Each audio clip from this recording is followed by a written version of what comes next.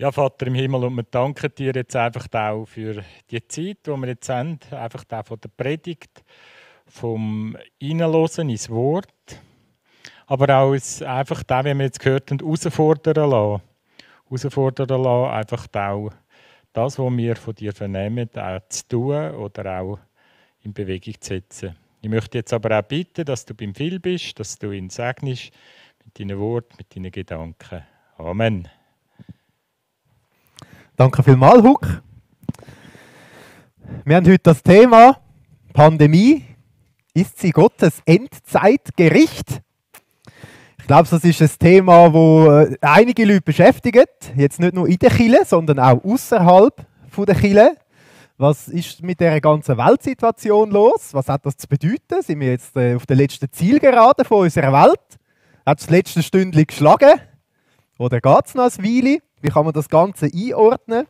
Und wenn man dann sagt, ja gut, jetzt hat Gott da den ganzen Coronavirus geschickt oder hat das einfach zugelassen, das sind ja Fragen, die man sich stellen kann. Können wir uns fragen, was will Gott mit dem Ganzen zu uns sagen? Sagen jetzt mal zu uns als Menschen, ganz allgemein, aber auch zu uns als Kirche, zu uns als Christen. Was ist die Message dahinter? Was will Gott da sagen? Und wir wollen heute etwas machen. Es ist ja oft so, wenn man ein Thema hat, wenn eine Frage interessiert, jetzt auch gerade im Zusammenhang mit der ganzen speziellen Situation, wo wir drin stecken, dann geht man schnell auf Google oder auf YouTube und gibt das ein und fängt an zu suchen.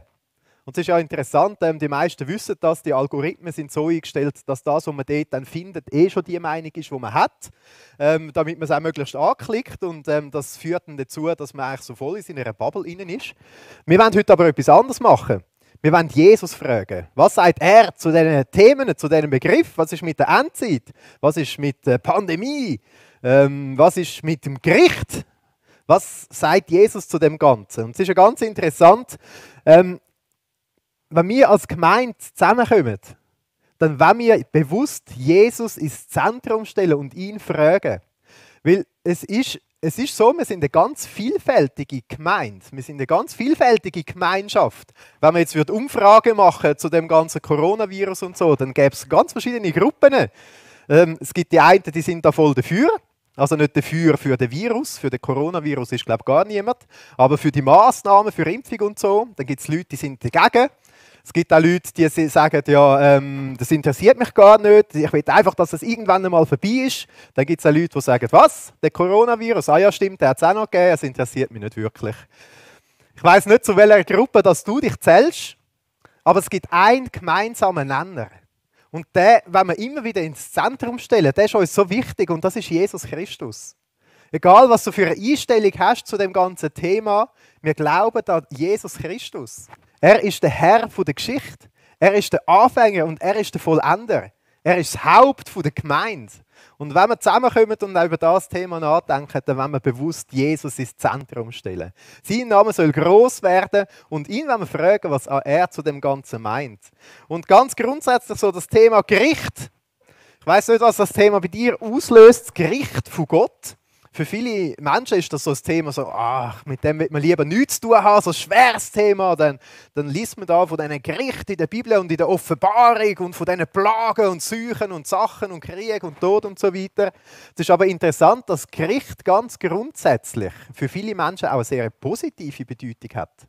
Gerade in der heutigen Welt, wenn man sieht, wie viel Ungerechtigkeit da ist. Also es gibt, glaube ich, keinen Mensch auf dem ganzen Planeten, egal was für einen Hintergrund das man hat, was für einen Glauben das man hat, wo man nicht sieht, dass es Ungerechtigkeit gibt in dieser Welt, wo keine Gerechtigkeit hergestellt wird. Wo man denkt, es ist doch gut, wenn irgendwann irgendwie mal für Gerechtigkeit gesorgt wird.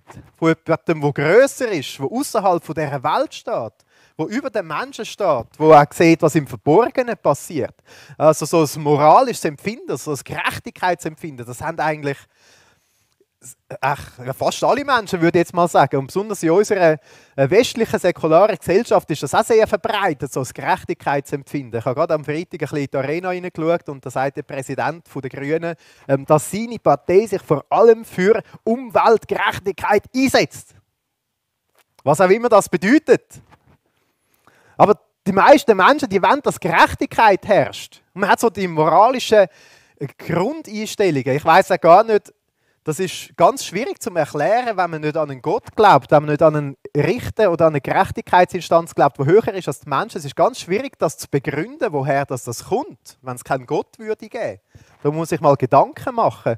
Und jedem ist sofort klar, wenn man so eine ungerechte Situation ankommt, gerade wenn es um Schwache geht, wenn irgendwie irgendeine Post ausgeraubt wird in Embrach, das hat es im Fall mal gegeben, dass eine Post ausgeraubt worden ist. Das ist mega ungerecht, oder?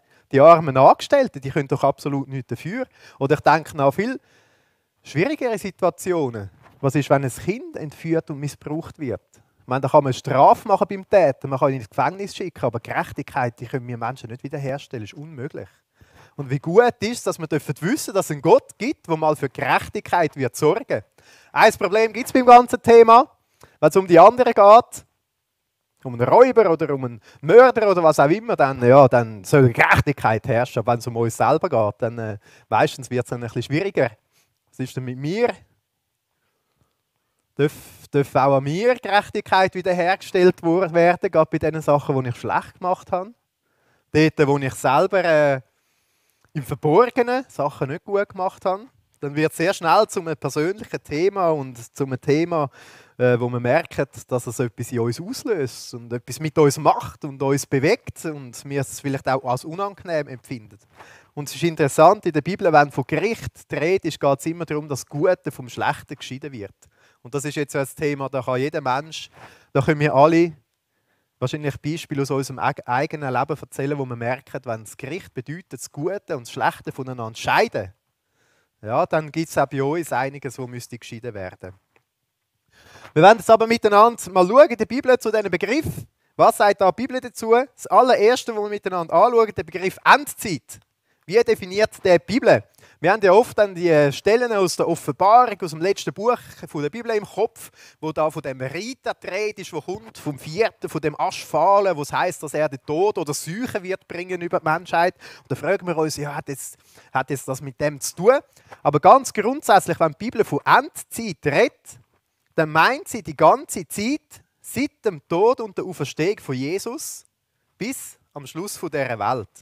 Mit anderen Worten, wir können sagen, wir leben jetzt seit 2000 Jahren in der Endzeit. Endzeit ist jetzt, liebe Leute.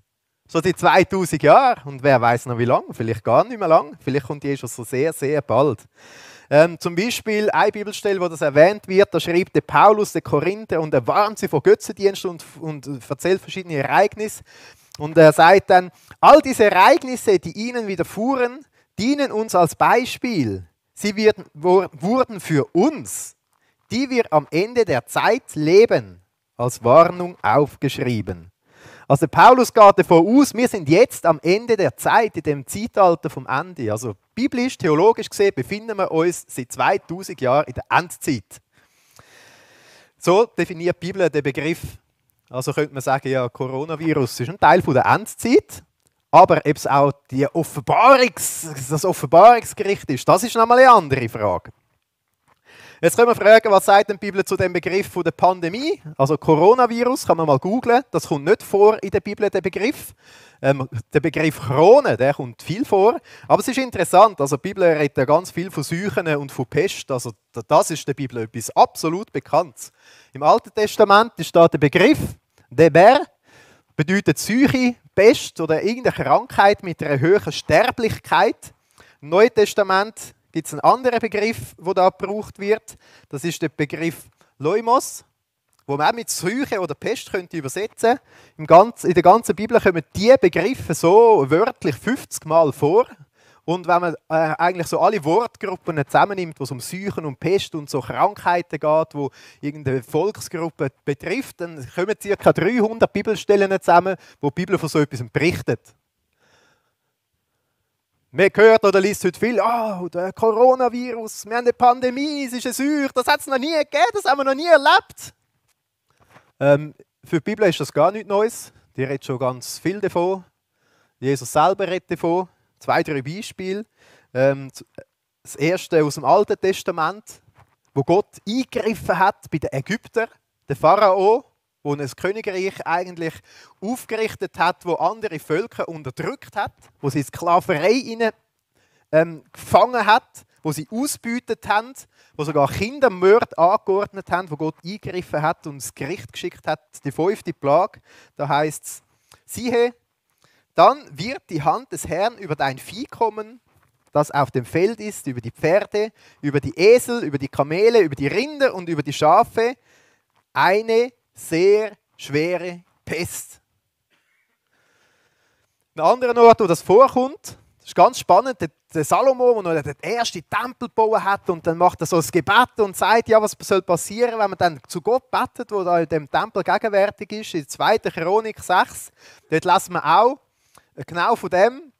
Dort heißt es, wenn eine Pest ausbricht, wenn es irgendeine Plage und irgendeine Krankheit gibt, jedes Gebet, jedes Flehen, das dann von irgendeinem Menschen oder von deinem ganzen Volk Israel vorgebracht wird, das erhöre du Gott vom Himmel her. Also der Salomo geht davon aus, dass es immer wieder so Pest und Seuchen und so Sachen wird geben. Und er sagt, ja, wir kommen dann zu dir und beten und bitte Gott, erhör uns dann. Oder eben das eine Beispiel aus der Offenbarung, wo die Bibel auch davon redet. Offenbarung 6, Vers 8. Und ich sah und siehe ein fahles Pferd, und der darauf saß, dessen Name ist der Tod. Und das Totenreich folgt ihm nach.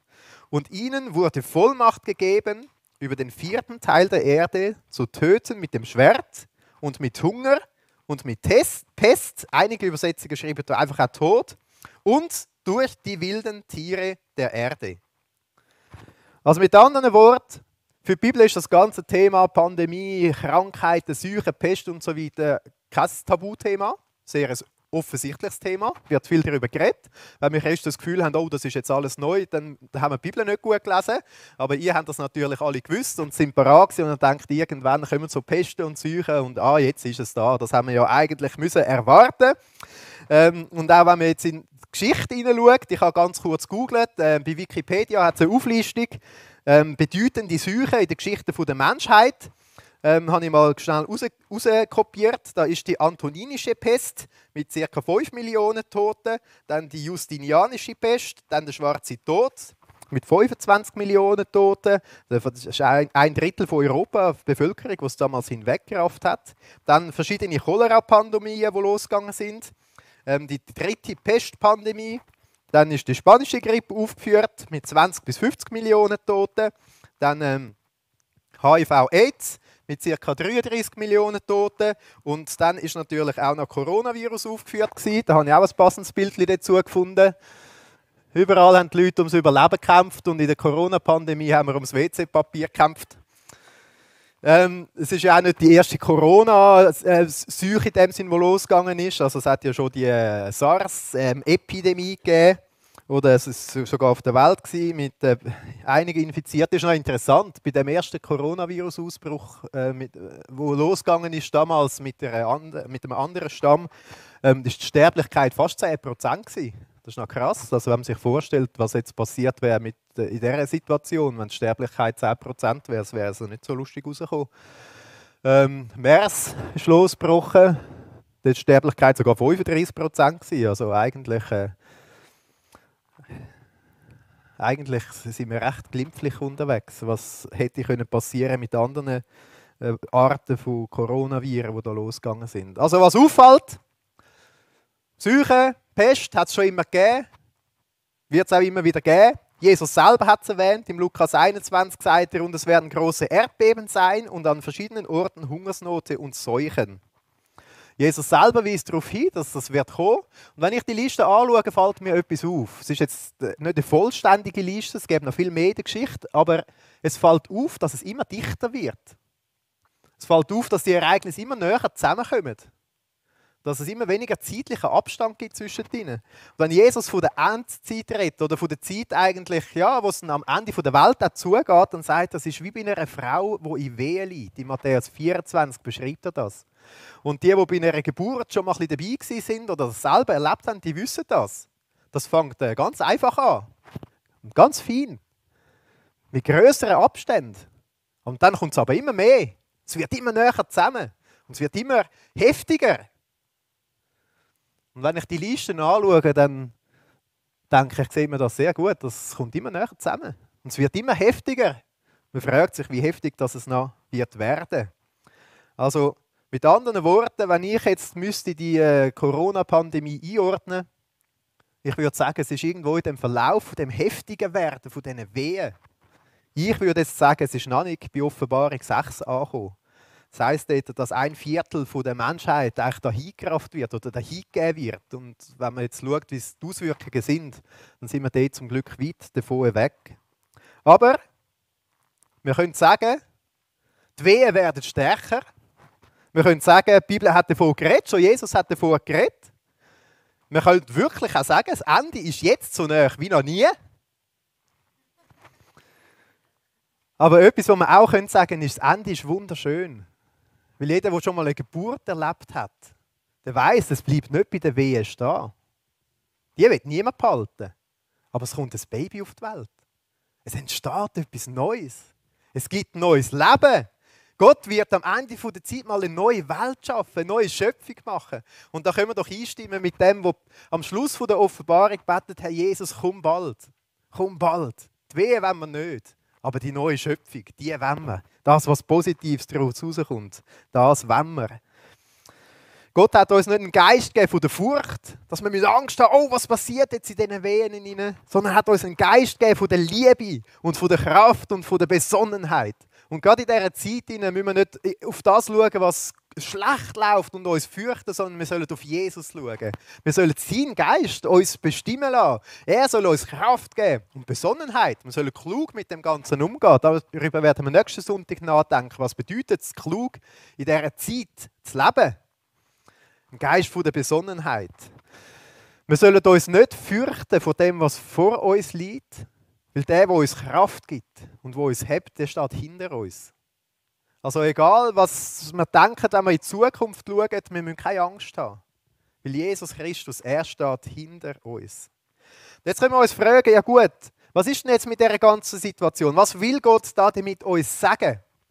Was könnte das bedeuten? Und ich habe als Titel gewählt, ist es ein Gericht von Gott? Und wir wollen darüber nachdenken, was bedeutet denn ein Gericht von Gott? Dass wir das ein bisschen einordnen können, könnte das ein Gericht von Gott sein? Ein Beispiel, das mir in den Sinn kam, ist bei uns daheim am Küchentisch. Unsere jüngste Tochter, die tut gerne ein bisschen gageln. Sie findet das echt cool und ich mag mich erinnern, es ist noch nicht lange her, da habe ich gesagt, Simona, hör auf gageln. Sonst gehst du und gehst auf den Kopf. Und sie hat das gehört und ich bin sicher, ich habe es mehr als einmal gesagt, ich weiß nicht mehr wie viel, aber sie hat es gleich cool gefunden und hat weitergemacht. Sie hat nicht hören. Und plötzlich hat sie gemacht, tschägerägebum. Und es ist wirklich voll auf den Kopf geht.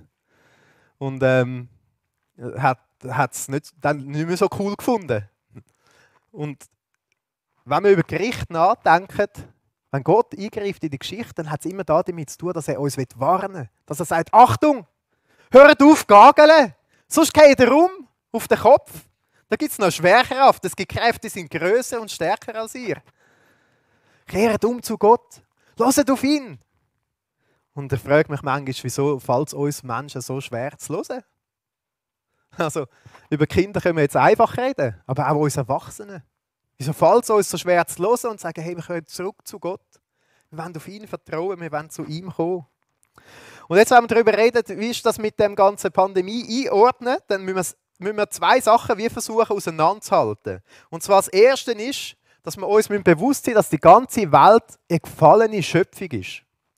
Seit die Menschen angefangen haben, sich aufzulehnen gegen Gott, seit sie gesagt haben, wir wollen es selber im Griff haben, wir wollen grösser sein, wir wollen wissen, was das Beste ist für uns. Wir, und wir haben uns selber angefangen auf den Thron zu stellen. Das hat schon angefangen, ganz am Anfang der Menschheit. Aber es hat nicht aufgehört bis heute, ehrlich gesagt. Seit diesem Moment ist die ganze Schöpfung eine gefallene Schöpfung und ist am Tod ausgesetzt. Und eigentlich alles, was Gott gemacht hat, ist in einer Vergänglichkeit hingegeben worden. Und das müssen wir uns bewusst sein, wenn wir auch über die aktuelle Situation nachdenken. Dass alles der Vergänglichkeit hingegeben worden ist. Wenn wir lesen in der Bibel, im Römer 8, dort heisst es,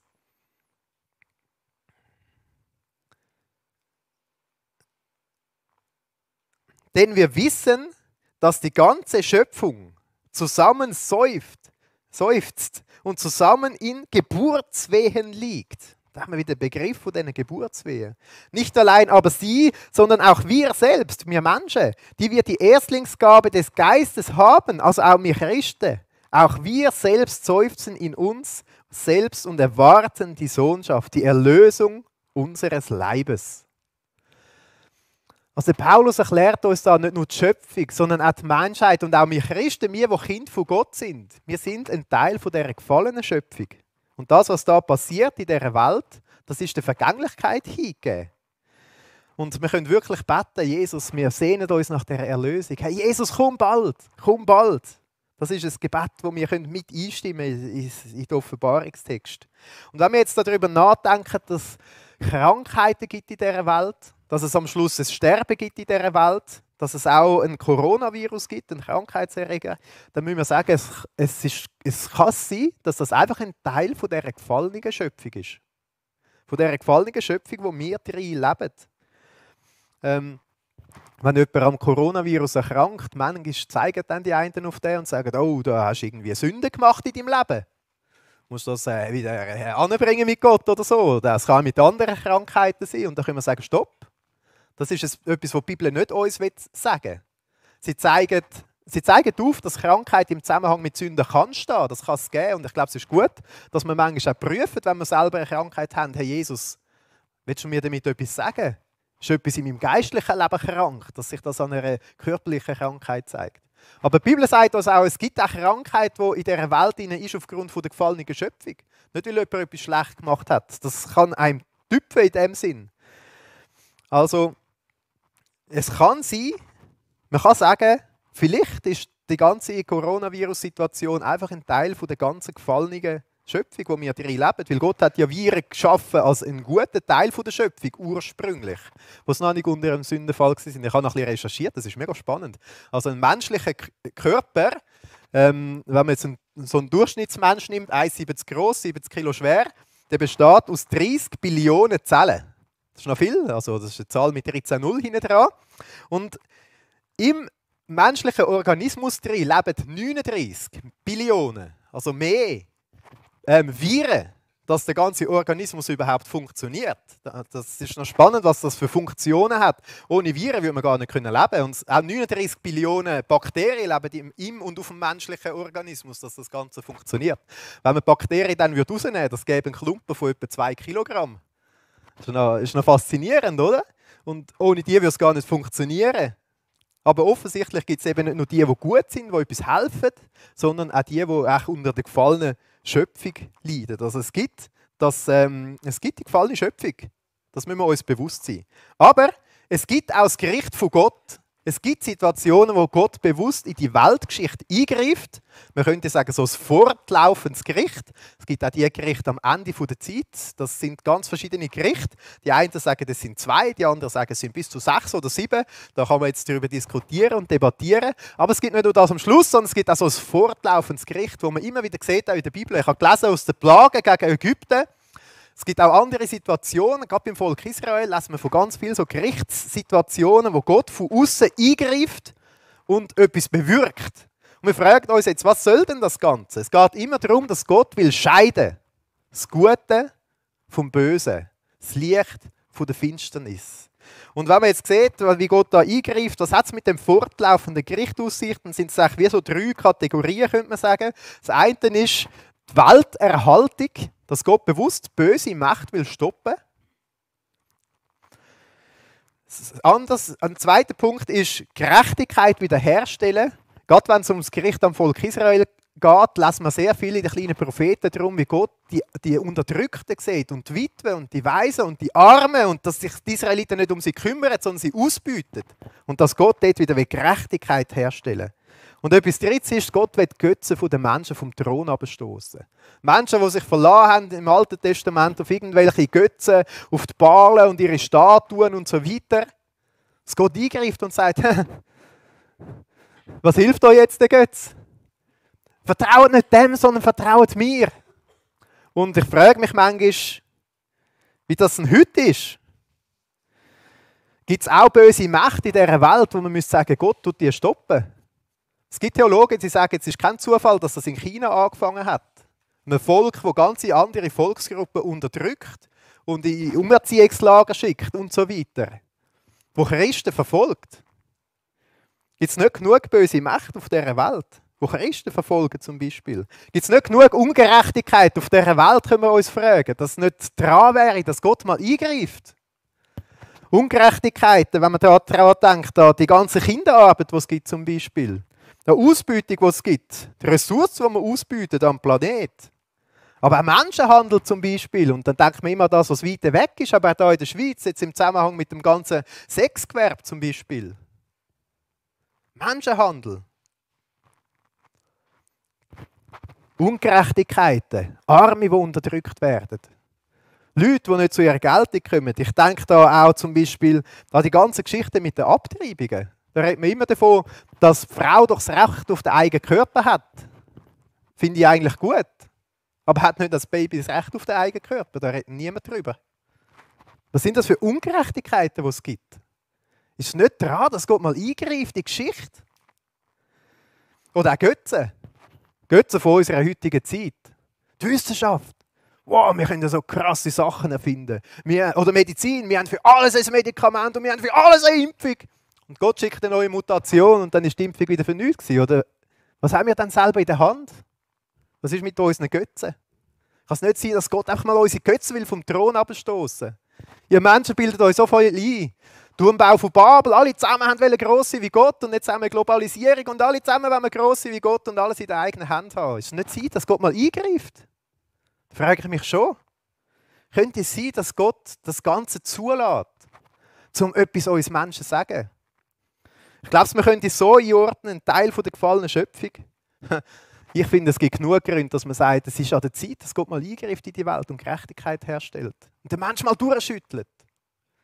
Wie auch immer man es einordnet, etwas, was wir klar sagen können, etwas, was wir uns klar fragen können, ist, was will uns Gott durch das Ganze sagen? Und zwar egal, ob es jetzt zulässt, als ein Teil der gefallenen Schöpfung oder eben bewusst, dass auch der Mensch etwas sagen oder aufrütteln oder so. Gott hat eine Message an uns. Und die soll man hören, egal wie dass man es jetzt einordnen würde, für mehr beim einen oder mehr beim anderen. Und diese Message ist eindeutig. Gott will uns Menschen immer wieder sagen, hey, stopp. Hört auf, gageln. Kehrt um zu mir. Vertraut auf mich. Ich bin der, der alles in der Hand hat. Ich bin der allmächtige Gott. Rührt eure Götzen ab vom Thron und kommt zurück zu mir. Folgt mir nach. Das ist die Message, die Gott hat durch das Ganze. Und es ist ja interessant, der Salomo hat gebetet, ich habe euch vorher die Stelle vorgelesen, wo er gebetet hat, wenn Seuchen und so weiter kommen, dann kommen wir zu dir und beten. Und Gott hat dem Salomo eine Antwort gegeben. Im nächsten Kapitel lesen wir das. Das ist hochinteressant. Da sagt Gott als Antwort am Salomo, wenn ich den Himmel verschließe und kein Regen fällt, oder wenn ich der Heuschrecke gebiete, das Land abzufressen, und wenn ich eine Pest unter mein Volk sende. Also es gibt die Möglichkeit, dass Gott sagt, ich schicke euch etwas, weil ich will euch etwas sagen. Und mein Volk, über dem mein Name ausgerufen ist, demütigt sich. Und sie beten und sie suchen mein Angesicht und sie kehren um von ihren bösen Wegen. Dann werde ich vom Himmel her hören und ihre Sünden vergeben und ihr Land heilen. Gott wird uns rufen, kehrt um. Kommt zurück zu Gott, sucht ihn, demütigt euch nicht unter die Wissenschaft und Medizin und weiss auch nicht was, sondern unter Gott. Oder wenn wir auch lesen in der Offenbarung hinein, wo es auch so verschiedene von diesen Gerichten hat, dann heißt es, und die übrigen der Menschen, die durch diese Plagen nicht getötet wurden, taten auch nicht Buße. Das wäre nämlich das Ziel, dass man merkt, oh, ich bin auf dem falschen Weg. Ich sollte aufhören zu gageln. Und dass man zu Gott umkehrt, bevor man auf den Kopf geht. Taten auch nicht Buße von den Werken ihrer Hände. Nicht mehr anzubeten die Dämonen und die goldenen und die silbernen und die bronzenen und die steinernen und die hölzernen Götzenbilder, die weder sehen, noch hören, noch wandeln können. Ich frage mich manchmal schon, wieso sind wir Menschen so schwerhörig? Wieso haben wir das Gefühl, wir haben so alles selber im Griff? Wieso gageln wir so lange, bis wir selber wirklich auf den Kopf gehen? Die Message ist klar, stoßt eure Götzen vom Thron und stellt Jesus ins Zentrum. Betet ihn an. Gebt ihm die Ehre. Er ist der Anfänger. Er ist der Vollender. Zu ihm wird alles hingehen. Ich glaube, das ist eine Message, die wir ganz persönlich auch nehmen können, wo wir uns fragen können, was habe ich für Götzen auf dem Thron? Wer stelle ich ins Zentrum? Um was drehe ich mich rundum? Ist Jesus in der Mitte? Oder sind es andere Sachen, die immer wieder trötteln an meinem Thron und sich selber darauf aufstellen? Und eine Frage, die wir uns im Ganzen auch stellen wollen, die letzte Frage ist, mit dem ganzen Gericht von Gott, wie ist das denn? Gott liebt doch eigentlich die Menschen. Kann der denn zuschauen, wenn es den Menschen so schlecht geht? Geht das überhaupt? Wie kann das möglich sein? Oder auch, wenn das Gericht bedeutet, dass das Gute vom Schlechten getrennt wird, dann steht es schlimm um uns Menschen. Weil jeder Mensch von uns hat Schlechtes. Und niemand kann dieser Unterscheidung standhalten. Niemand hat nur Licht, niemand hat nur Gutes. Wie kann denn das sein? Ist Gott nicht ein guter Gott? Über Gott heisst es, dass er Licht ist. Und dass gar keine Finsternis bei ihm ist. Was machen wir denn mit dieser Situation? Das ist ein bisschen ein Dilemma. Und man kann sich fragen, ist es nicht auch für Gott ein Dilemma? Jetzt liebt er die Menschen so fest und zeigt das immer wieder. Und gleichzeitig schickt das Gericht im Römer 3,23, dort heisst es, denn alle Menschen haben gesündigt und das Leben in der Herrlichkeit Gottes verloren. Doch Gott erklärt uns aus Gnade für gerecht. Okay. Es ist sein Geschenk an uns durch Jesus Christus, der uns von unserer Schuld befreit hat. Das klingt recht cool. Wir Menschen haben eine Schuld. Wir hätten das Gericht verdient. Aber da kommt Jesus und will uns begnadigen. Können wir uns auch fragen, ist denn das nicht ungerecht? Muss Gott nicht gerecht sein? Muss er das Urteil nicht vollführen, dass er ein gerechter Gott kann sein und bleiben? Dass Gerechtigkeit wieder hergestellt werden kann? Wenn wir weiterlesen, denn Gott sandte Jesus, damit er die Strafe für unsere Sünden auf sich nimmt und unsere Schuld gesühnt wird. Mit anderen Worten, das Gericht, das wir Menschen verdienen, das ist schon vollzogen worden. Das hat Jesus selber auf sich genommen. Wir sind gerecht vor Gott, wenn wir glauben, dass Jesus sein Blut für uns vergossen und sein Leben für uns geopfert hat. Also was für eine krasse Aussage. Gott hat schon geschieden. Gott hat das Gute vom Bösen geschieden. Jesus hat unsere Schuld, unsere Sünde auf sich genommen und ist in dem Moment nicht mehr heilig, nicht mehr gerecht, nicht mehr gut gewesen, sondern voller Schuld. Er hat die Schuld von der Welt getrennt und Gott hat geschieden. Wo Jesus am Kreuz gehangen ist, hat er gesagt, mein Gott, warum hast du mich verlassen? Und Gott gibt es keine Finsternis. Das Gericht hat Jesus auf sich genommen. Gott bewies seine Gerechtigkeit, als er die Menschen nicht bestrafte, die in früheren Zeiten gesündigt haben. Er handelte so, weil er Geduld mit ihnen hatte. Und er ist auch jetzt in dieser Zeit vollkommen gerecht, indem er die für gerecht erklärt, die an Jesus glauben. Wo ihr das Vertrauen auf Jesus setzt und sagt, Jesus, du hast ja mein Gericht schon getragen. Du hast dich schon verurteilen lassen. Du hast meine Strafe getragen, das Kreuz. Du hast dich trennen lassen von Gott. Du bist in den Tod gegangen, in die Verdammnis gegangen. Wenn wir die Bibel lesen, sehen wir, dass das Ziel von Gott nie das Gericht ist, sondern immer die Rettung ist. Die Rettung, die wir Menschen nicht verdient haben. Die Rettung, die wir Menschen uns selber nicht erarbeiten können. Sondern die Rettung, die nur Jesus Christus uns schenken kann. Jesus Christus ist in die Welt hineingekommen, nicht um uns zu richten, sondern um uns zu retten. Und wenn wir das Gericht uns vorstellen am Ende der Zeit, die einen denken manchmal, Gott ist ein dort und tut so sortieren, ja, der ist jetzt noch gut, den nehmen wir in den Himmel, der nicht, den nehmen wir irgendwie in die Verdammnis, in die Hölle, der gut, der schlecht und tut so wie entscheiden. Aber eigentlich ist es schon lange gelaufen. Und wir selber entscheiden darüber, wie unser Urteil wird ausfallen. Jesus selber hat das gesagt im Johannes 3, Vers 17. Dort sagt er, der heißt über Jesus, denn Gott hat seinen Sohn nicht in die Welt gesandt, dass er die Welt richtet, sondern dass die Welt durch ihn gerettet wird. Mit anderen Worten, der, wo Gott als Richter eingesetzt hat für am Ende der Zeit, der hat er auch als Retter bestimmt, um uns zu retten und um an unserer Stelle die Strafe auf sich zu nehmen. Wer an ihn glaubt, wird nicht gerichtet. Wer aber nicht glaubt, ist schon gerichtet, weil er nicht geglaubt hat an den Namen des einzigen Sohnes Gottes. Kurze Zusammenfassung. Ist die ganze Corona-Pandemie ein Gericht von Gott? Kann sein. Grund gäbe es genug. Ist es einfach ein Teil von der gefallenen Schöpfung? Kann sein. Aber egal was es ist die Message an uns. Stoß deine Götze vom Thron. Stell Jesus ins Zentrum. Das Gericht, das wir verdient haben, hat Jesus für uns getragen. Wir können zu ihm kommen, wir können an ihn glauben. Wir müssen nicht das Gefühl haben, wir haben es selber im Griff mit irgendetwas. Am Schluss werden wir alle sterben auf dieser Welt. Und es ist die Frage, haben wir das neue Leben, das Jesus uns schenken will, ergriffen? Haben wir es angenommen? Haben wir die Rettung von Jesus angenommen? Nehmen wir das für uns in Anspruch, dass er das Gericht für uns schon getragen hat? Oder nicht? Das ist unsere Wahl. Ich möchte gerne beten. Danke, Jesus, dass du auf die Welt gekommen bist und dass du das Gericht getragen hast, das uns betrifft. Und wenn es Sachen gibt in dem Moment, die uns manchmal durchschütteln, das kann jetzt mit dieser Pandemie zusammenhängen, manchmal gibt es auch andere Sachen im Leben, die uns durchschütteln,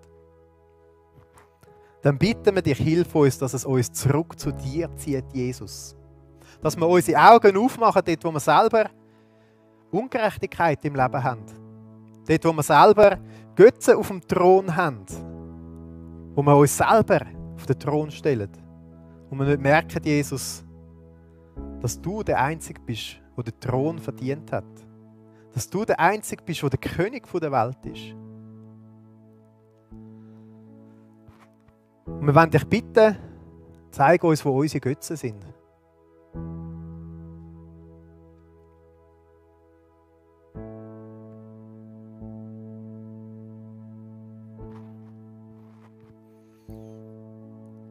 Vielleicht gibt es etwas, was dir in den Sinn kommt in dem Moment, wo du merkst, das steht auf meinem Thron.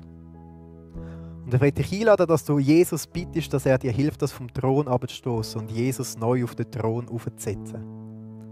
Wir bitten dich, Jesus, bist du der Mittelpunkt von unserem Leben. Wir wollen dich ins Zentrum stellen. Du bist der Anfänger und Vollender. Du bist der, der das Gericht getragen hat. Du bist der, der rettet und neues Leben schenkt. Wir wollen dir, Jesus, die Ehre geben. Du bist der Schöpfer von dieser Welt.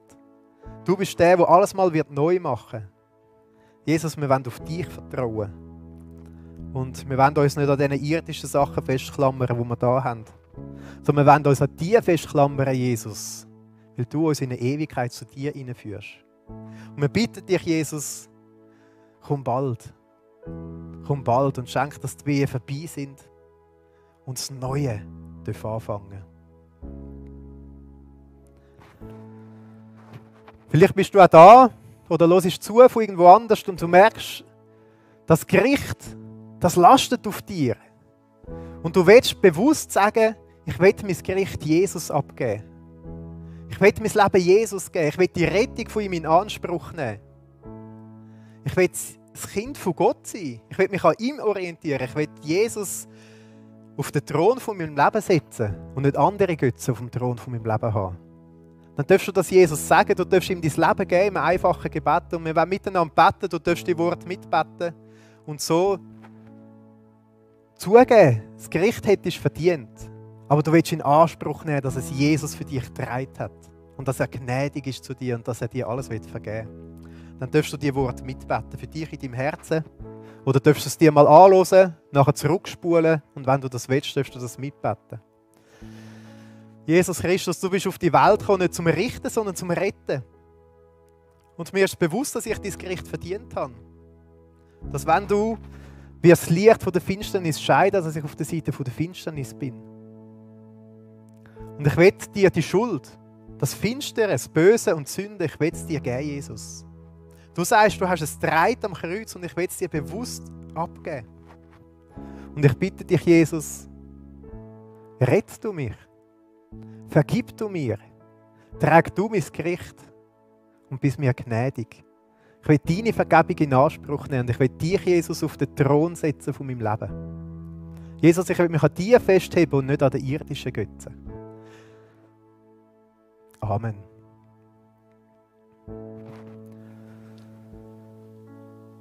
Stellen wir zusammen Jesus auf den Thron. Wir haben auch Zeit, wo wir zusammen als Gemeinde das machen können mit den Liedern, die wir werden singen, mit dem Lied, das wir werden singen, weil Jesus allein, ihm gehört alle Ehre.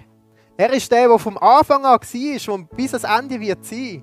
Und irgendwann kommt die Geschichte von dieser Welt zum Ende. Und irgendwann verstummt alles auf dieser Welt. Aber Jesus gehört alle Ehre, jetzt und schon in alle Ewigkeit. Lass uns das zusammen bezeugen.